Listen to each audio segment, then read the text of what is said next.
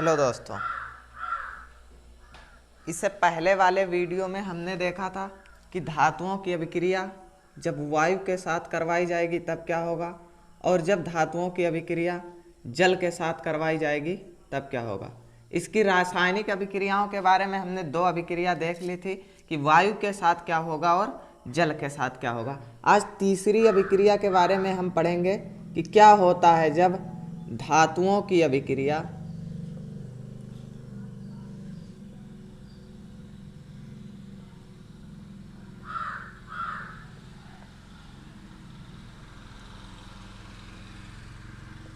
क्या होता है जब धातुओं की अभिक्रिया अम्ल से करवाई जाती है।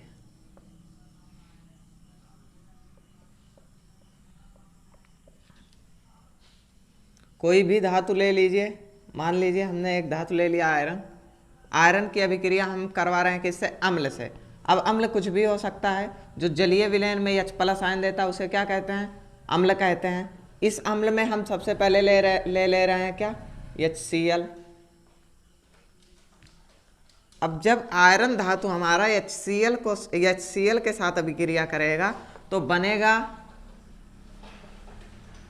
आयरन क्लोराइड और हाइड्रोजन गैस मुक्त होगी। हमें ये प्रोडक्ट याद रखना है कि जब धातु की अभिक्रिया अम्ल के साथ करवाई जाती है तो क्या निकलता है? Hydrogen gas. यहाँ पे हाइड्रोजन कितना है? 2 है। यहाँ पे हम 2 से गुणा अगर कर दें तो हमारी अभिक्रिया क्या हो जाएगी? बैलेंस हो जाएगी। एक और धातु अगर हम कुछ ले लें, मान लीजिए जिंक ले लें। जिंक की अभिक्रिया करवा दें H2SO4 से, ये भी तो हमारा अम्ल है। जिंक की अभिक्रिया जब H2SO4 के साथ करवाएंगे तो फिर से कौन सी गैस मुक्त होगी? Hydrogen gas. बचा हुआ बन जाएगा ZnSO4। तो धातुओं की अभिक्रिया अम्ल के साथ कराने पर कौन सी गैस मुक्त होती है? हाइड्रोजन गैस मुक्त होती है, और उससे संबंधित एक साल्ट क्या होता है? बन जाता है। चौथा पॉइंट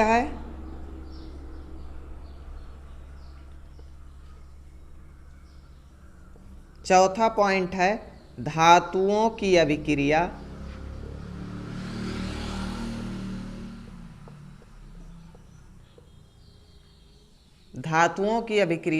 धातु के लवण से।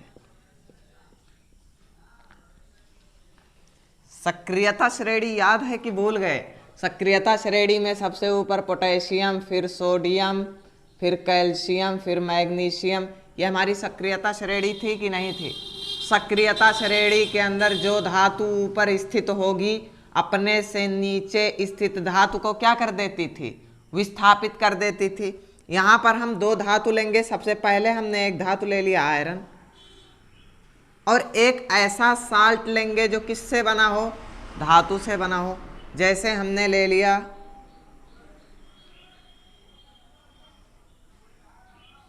CuSO4 ले रहे हैं, इसका नाम है कॉपर सल्फेट।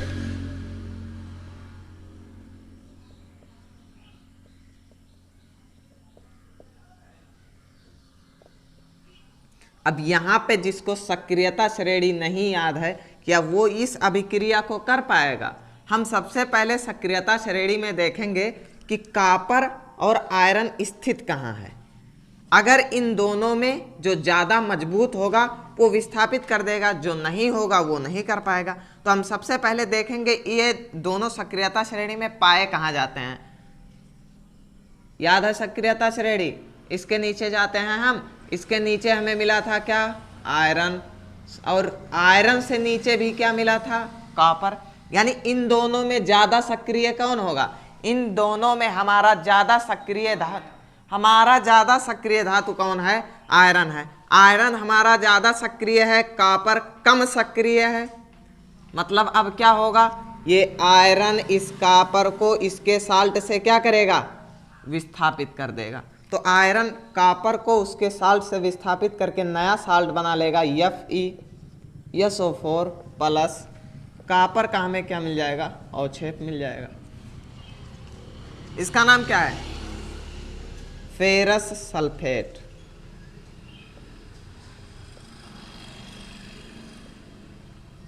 एक बात आप याद कर लीजिए कि कहीं पर भी अगर आयरन Fe+2 में है तो उसे कहते हैं फेरस, अगर आयरन Fe+3 में है, अगर आयरन Fe+3 में है तो उसे कहेंगे फेरिक। तो अगर आयरन कहीं पर भी हमें Fe+2 के रूप में दिखेगा तो उसे कहेंगे फेरस, और कहीं पर भी Fe+3 के रूप में दिखेगा तो उसे क्या कहेंगे, फेरिक। धातु के लवण में से जो ज्यादा सक्रिय होगा वो उसको उसके लवण से क्या करेगा, विस्थापित कर देगा, और स्वयं जाके उसकी जगह पे क्या होगा, विराजमान हो जाएगा, और हमें उस बचे हुए धातु का क्या मिल जाएगा, अवक्षेप मिल जाएगा। मतलब उसको तीर अगर ऊपर है, जैसे तीर ये है तो इसका मतलब होगा गैसियस स्टेट में है, उड़ जा रहा है, नीचे है तो इसको कहते हैं प्रिसिपिटेट, नीचे तली में जम रहा है।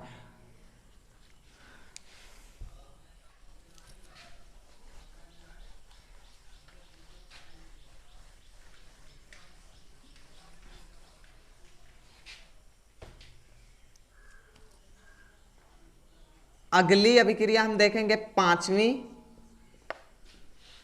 पांचवी अभिक्रिया है धातु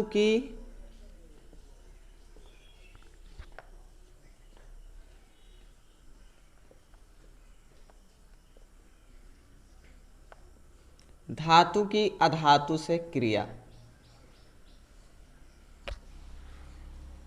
अगर इससे पहले वाला वीडियो आपने देखा होगा तो हमने कहा था धातु वो होता है जो इलेक्ट्रॉन का क्या करे, त्याग करे, और अधातु क्या होता है, जो इलेक्ट्रॉन को ग्रहण करे।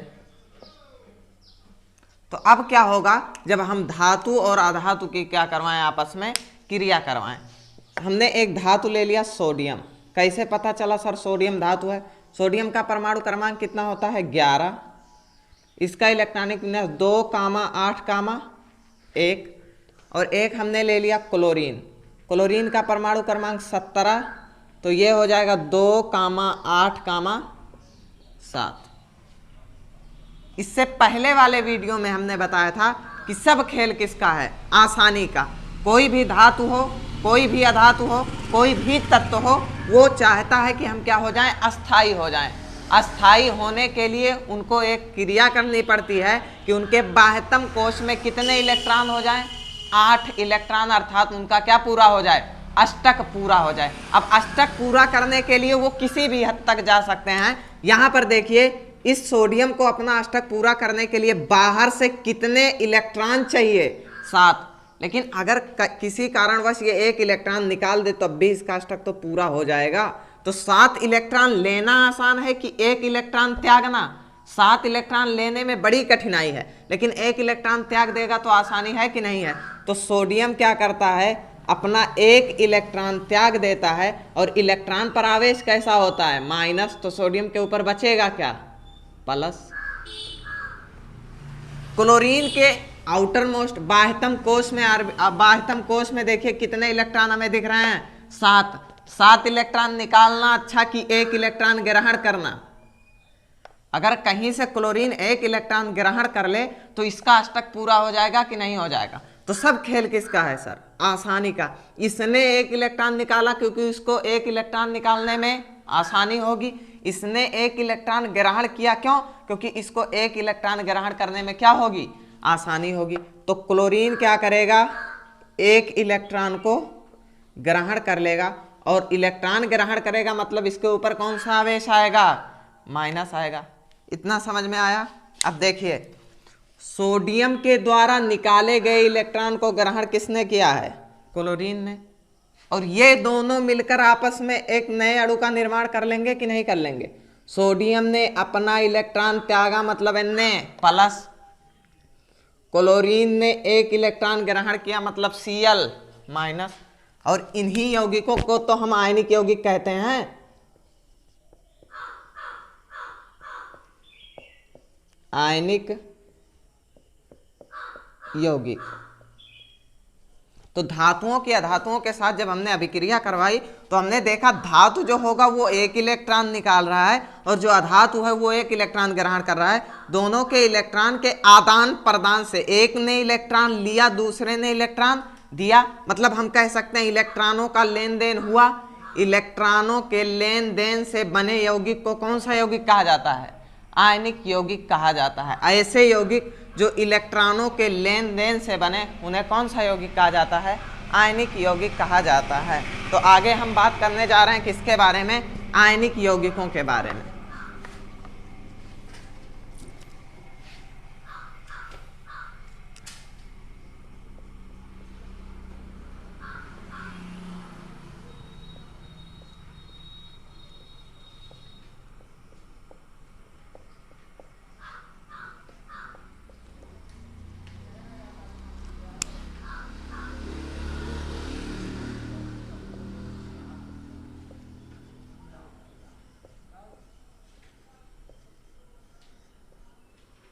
हमने देख लिया है कि आयनिक यौगिकों का निर्माण कैसे होता है। कैसे होता है? इलेक्ट्रॉनों के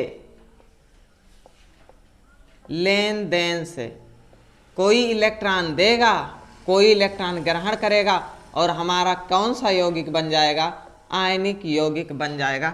जिस प्रकार से हमने एग्जाम्पल किसका लिया था? सोडियम और क्लोराइड का। सोडियम ने एक इलेक्ट्रॉन त्यागा था तो इसके ऊपर Na+ और एक इलेक्ट्रॉन क्लोरीन ने ग्रहण किया था तो इसको क्या कह दिया हमने? Cl-।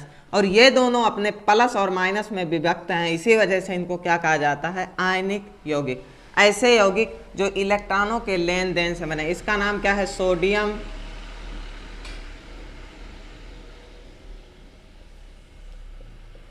क्लोराइड, खाने का नमक।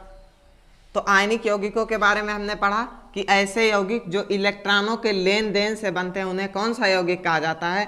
आयनिक यौगिक। अब इसके गुणधर्मों के बारे में हम बात करते हैं, गुणधर्मों के बारे में। तो इसका जो सबसे पहला गुण है, इसका सबसे पहला गुण है, पहला गुण ये है कि ये ठोस होते हैं, ये ठोस होते हैं तथा ये कठोर होते हैं। ठोस, कठोर तथा इनकी प्रकृति कैसी होती है? भंगुर होती है।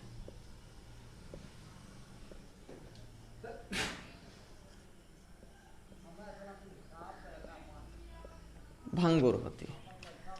तो आयनिक यौगिक सामान्यतः कैसे होते हैं? ठोस होते हैं, कठोर होते हैं तथा इनकी प्रकृति कैसी होती है? भंगुर होती है। अगर इससे पहले वाला वीडियो आपने देखा होगा तो हमने बताया था भंगुर का मतलब क्या होता है। किसी भी चीज़ के ऊपर आप प्रहार कीजिए, आप बल लगाइए तो वो चीज़ टुकड़ों में क्या हो?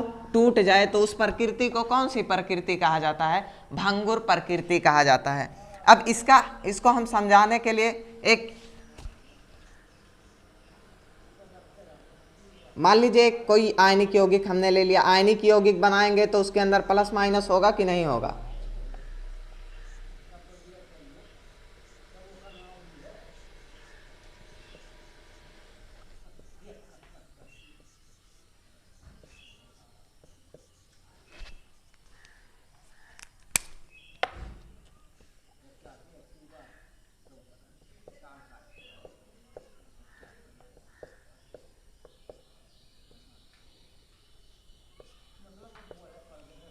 ये हमने ले लिया कोई, मान लीजिए हमारा कोई आयनिक यौगिक है, एग्जाम्पल के तौर पे हमने ले लिया ये हमारा कोई आयनिक यौगिक है। कैसे पता? प्लस माइनस में टूटा है, मतलब कौन सा यौगिक है?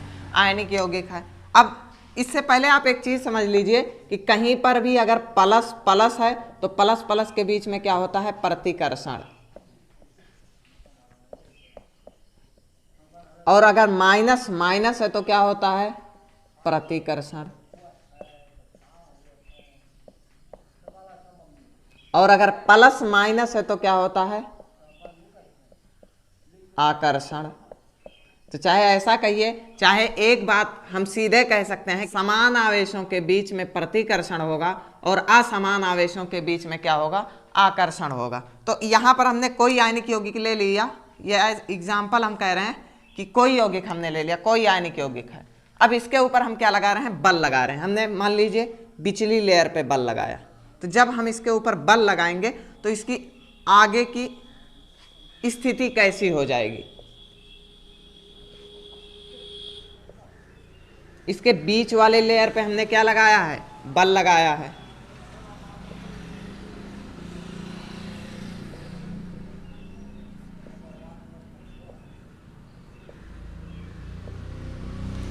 अच्छा, बीच की लेयर पे बल लगाया मतलब ऊपर वाली लेयर सेम रहेगी कि नहीं रहेगी। ऊपर वाली लेयर हमारी सेम है, नीचे वाली लेयर भी क्या होगी, सेम होगी। बीच वाली लेयर यहाँ पर प्लस माइनस माइनस, यहाँ पे माइनस, यहाँ पे प्लस, फिर यहाँ पे माइनस, फिर यहाँ पे क्या आ गया, प्लस आ गया। अब आप देख सकते हैं ये सारे आवेश कैसे हो गए, समान हो गए। ये सारे आवेश कैसे हो गए, समान हो गए। ये सारे आवेश कैसे हो गए, समान हो गए। ये आवेश समान।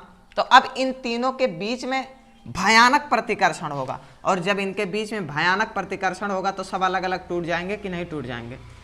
यही तो हमने कहा था। इनकी प्रकृति कैसी होती है, भंगुर होती है। और भंगुर प्रकृति होने का अर्थ यह है कि उसके ऊपर जैसे ही आप बल लगाएंगे तुरंत वो टुकड़ों में क्या होगी, टूट जाएगी। ये इसका पहला गुणधर्म था। इसका अगला गुणधर्म है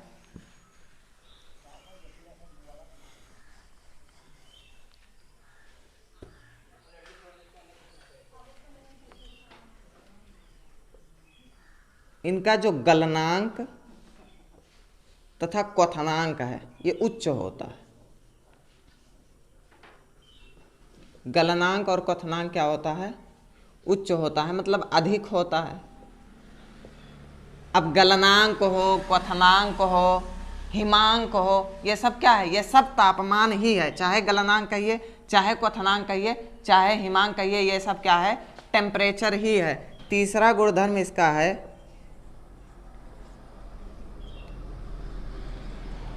ये आयनिक यौगिक जो है ये जल में तो घुल जाते हैं।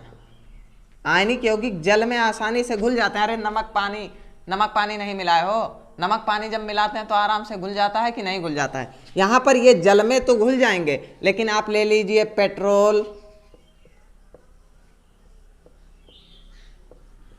केरोसिन, इन सब में आप नमक घोल के देखिए तो हमारा नमक इन सब में तो नहीं घुलेगा। मतलब कैसा होगा, अघुलनशील होगा।